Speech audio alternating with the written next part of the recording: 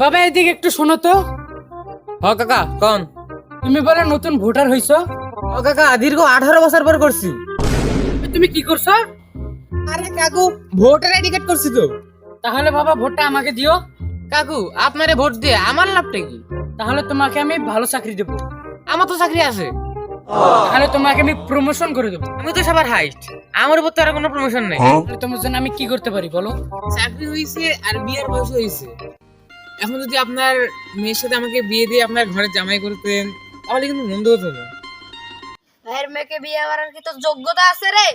কাকু আমার বাড়িতে কিন্তু 50টা ভোটার আছে।